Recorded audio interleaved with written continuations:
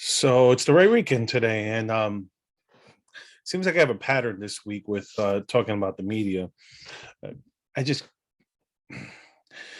you're going to see this video. It's just the way they act like um, their opinion is truth, and if um, you go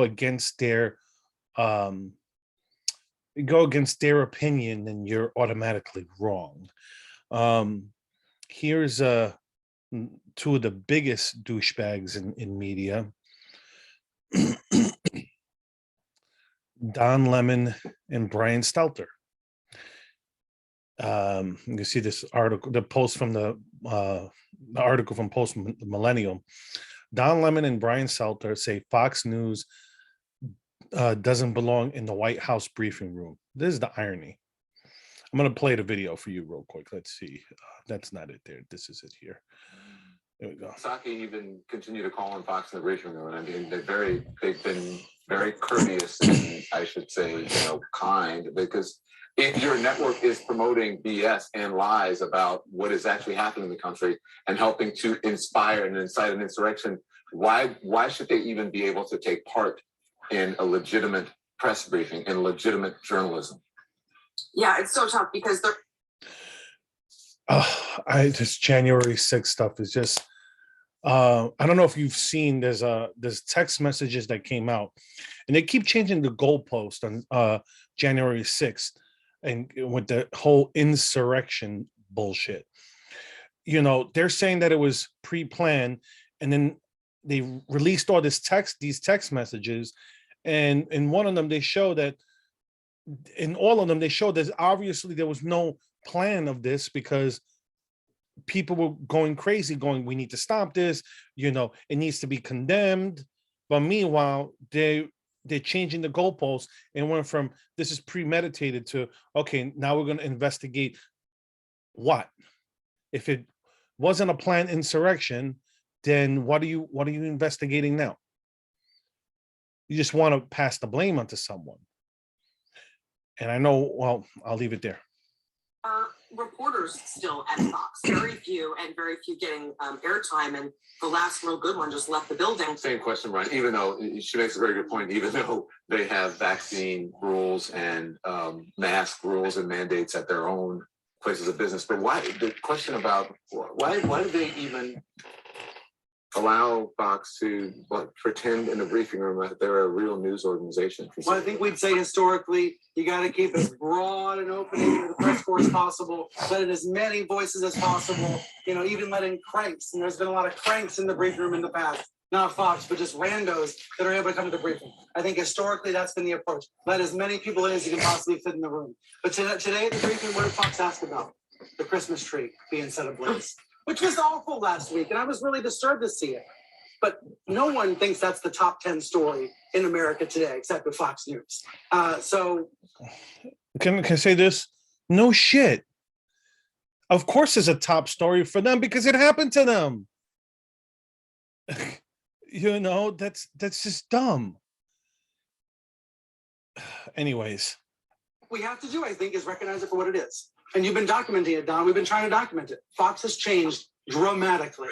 And these text messages tonight are more evidence that this media ecosystem has changed dramatically. Yeah. And we can't view it the way we did 10 years ago. Where, there's a bunch of channels and one leans left and one leans right. No. Yeah. I'm pausing you, for fair use thing, and also because I want to comment here. Where he's talking about, it's changed because, one was left, one was right. Here's the thing, 10 years ago, you still had people like Glenn Beck that was once on CNN. Lou Dobbs used to be on CNN. And they were replaced by people who were further left. Granted, Lou Dobbs jumped onto Fox News. Glenn Beck created his own media company. But that's what CNN has done, is like President Trump broke them. And I'll explain to you why.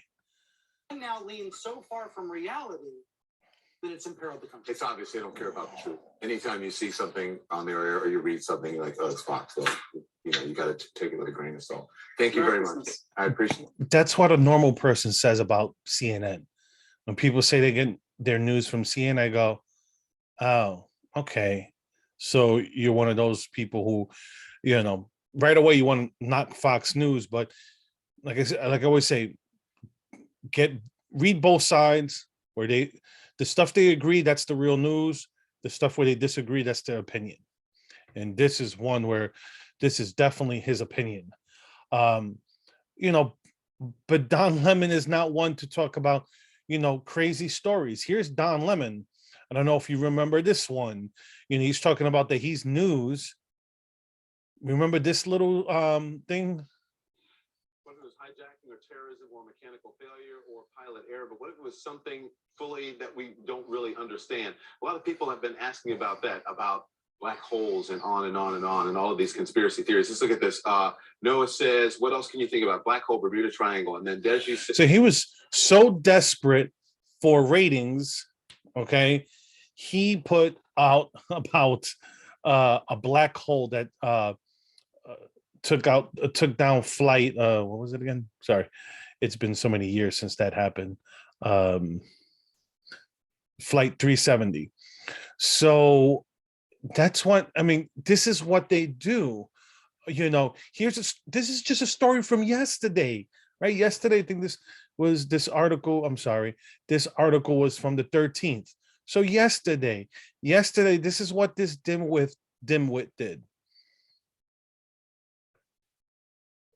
He's talking about, you'll see. 38,680 deaths on U.S. roads last year, the most fatalities since 2007. And that's even with pandemic precautions drastically reducing the number of drivers. Bullshit, okay? Because the whole thing is, if people aren't flying and they want to go places, let's say they want to go visit a relative and they're, you know, they went and drove. You know, you wanted to go visit a relative, you drove. And you couldn't take a train, you couldn't take a plane.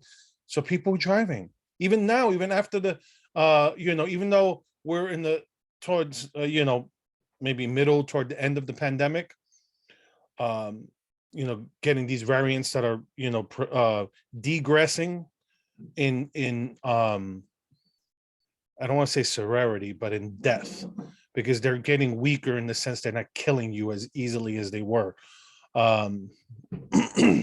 Because Omicron's only been linked to one death as of right now. Of me, like I've only seen a story about one death linked to Omicron. But anyways, it's not about that. But I want you to see. Okay, so there's, you know, there's uptake in last year. There was an uptake in road deaths. But here we go. So what gives? Well, some experts are saying that this is due to an overall lack of civility in our society, a lack of civility that we have seen in school board meetings. Okay, right here. Look, right here. So as you can see, fists are now flying. All of this on live television. Fists are flying Over mask mandates. So obviously he wants to link this. You can see his bias here. He wants to link it to this. You know, this. You know, the guy he's complaining about civility, and allegedly he put his hand down his pants and put them in some guy's face. So I mean, he's one to talk about civility, and then you have the other joker. You have the other joker here. Let me see. I have a couple of clips here. I'm gonna clip this one because this one's hilarious because this was not on his show. He was on C-SPAN and he got roasted on C-SPAN. Brian to on national television admit he and his network are a bunch of liars about Donald Trump. This is Kevin in Princeton, Indiana. Good morning. Yeah, Mr. Stelter is the biggest minister of misinformation I have ever heard, and I'm a news junkie. He made the statement just a few minutes ago that he is all the stories are always evolving. Yeah, his stories absolutely evolve. Brian Stelter. Thank you for the feedback. I appreciate it. Savannah, Georgia. Rick, good morning. You're next. Yes, I was just wondering if you still feel like Michael Avenatti is the greatest thing in the world and should run for president of the United States. It's And funny. my suggestion is whatever CNN says, do the opposite and you'll be fine. Aurora, Indiana. This is Robert. Good morning. You're on with Brian Stelter. You know, CNN is just something that's a joke. It's a joke. Sky tells more lies, and Fox gives more news than CNN does in What lie? What lie did I tell? 2 years. It's another good lie. What lie did he tell? Well, he reported on the Russia hoax as fact. There in the you know, he talked about Michael Avenatti. He was talking about how he took Michael Avenatti serious for running for president. But here, you know, here he is, the arbiter of truth, talking about, you know, Fox News shouldn't be, you know, Fox News shouldn't be allowed in the press briefings.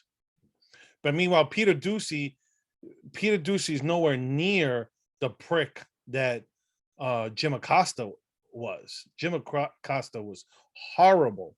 I mean, here's another one. Here's another guy that was on, this time it was on his show. Done a terrible job on this. I think you yourself, you know, while you're a nice guy, you know, you're full of sanctimony. You know, you become part of one of the parts of the problem of the media. You know, you come on here and you have a you know, a monopoly on truth. You know exactly how things are supposed to be done. You know, you are one of the reasons people can't stand the media. Sorry. You're cracking me up. It's your fault. So what should I do differently, Michael? Tell the truth. You know, don't talk so much. Listen more. So, you know, you have these two guys. I got my issues with Fox also because, you know, there's people I don't like on Fox. You know, their news is their news, and their primetime hour, just like primetime of all the other ones, they're all opinions. They're not news. They're all opinions. Tucker, Hannity, Ingram, whoever they're going to get to replace Cuomo, you know, Don Lemon, Anderson Cooper, Joy Reid, all of them. They're all just opinion. You know, both both Tucker and Rachel Maddow, I forgot her too. You know, they've used the opinion defense in court, saying that, you know, they're entertainment and what they talk about is opinion, is not fact, it's not news. So, you know, they're both guilty of it. The only difference is everybody accepts Fox News leans right. But CNN and MSNBC, people swear that they're down the middle, that they're objective, when it's far from the truth. CNN and Brian Stelter, they were covering the Russia hoax throughout Trump's presidency. Okay, there's still people that buy it to this day. All right, but this is what they do. You know, this is why they piss me off, because here, if you were legitimate news, you would not be asking why another news outlet is on there. You guys could have different opinions, but that's the whole thing. When you have Brian Stelter saying, you know, it used to be left and right, but now, you know, they're so far from reality. No, they're so far from your opinion. Okay, you don't have a stranglehold on what reality is. Okay, that's not you're supposed to be news people, and you're not. You act like you're objective, but you're not. You see your bias comes out when you're talking. Like I said, when you're a news outlet talking about other news outlets shouldn't be allowed on TV, or because CNN has done that. They've said, oh, you know, Brian Stelter has said, don't watch Fox News. The minute you're telling your audience not to watch another outlet, you're not news, because you should want the people to watch you to fact check you, in the sense of, shouldn't say fact check, but go and see the other side, hear what they're saying. But the problem that we have going on is you have the media going, no, you should only listen to us. Oh no, we're reality, they're lies. And that's no, this is my opinion here. I'm telling you my opinion. Okay, that's what it should be. And here's the news. Here's the news. This is what happened today. Okay. You know, like, let's say, for example, here's the news. So over the weekend, there was a horrible, there was a tornado that destroyed parts of the Midwest, especially in Kentucky.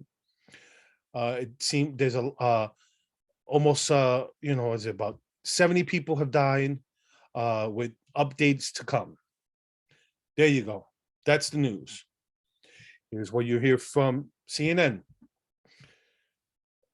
You're here. Well, there's scientists who say that these tornadoes are being increased by climate change. That's an opinion. That didn't need to be added on there. All you needed to do was tell me there was a tornado in the Midwest, in Kentucky, that destroyed a town, destroyed a factory, and that's all. That's the news.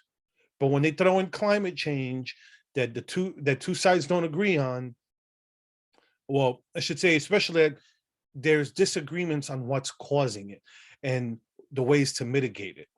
Okay, people on the right who accept climate change and want to mitigate it do not want to mitigate it by, carbon taxes and all this stuff. They want to mitigate it with, new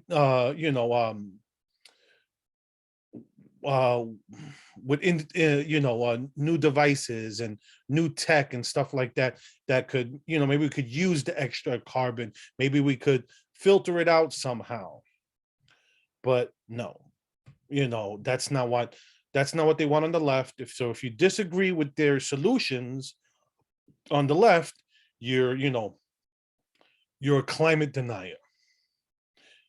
Same way as you could be someone like me that's vaccinated, that just doesn't believe in vaccines. Doesn't believe in vaccines, excuse me, that doesn't believe in mandates, but you're still considered someone who's anti-vaxxer, who doesn't believe in vaccines. Okay. So you don't have a stranglehold on truth. Okay. You just have a stranglehold on your opinion. But you confuse the people and you lie to the people by obfuscating your your opinion as truth. And you're Don Lemon and the Brian Stelters of the world. You people are destroying this country by making it seem your opinions are infallible, the total truth. But your network covered this Russia hoax for 4 years. Okay, and now you're on to the January 6th hoax. And when I say hoax, I don't mean that it didn't happen. January 6th happened, but they gaslight us and act like this was the worst thing since 9/11. But meanwhile, you had the summer of love going on in the summer of 2020, that were billions of dollars of damages were done. I want to say almost 100 people were killed. I think it was maybe like 60 or 70, something like that. Almost like this tornado I was talking about. Almost that many people died during the George Floyd riots. Okay, so what more can I say about that? So you can see the difference in their coverage. So now, because this is something that they could use politically, it's expedient to them to use that. So that's what you have January 6th.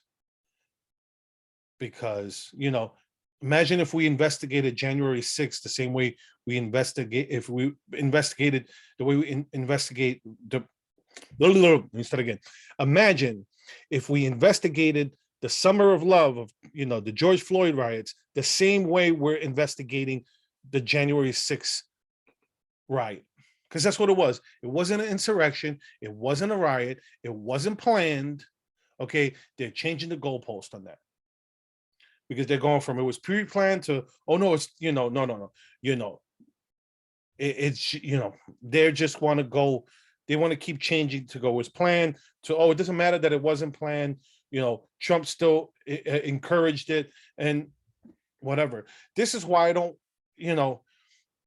it's messed up. This is why I don't want Trump to run again.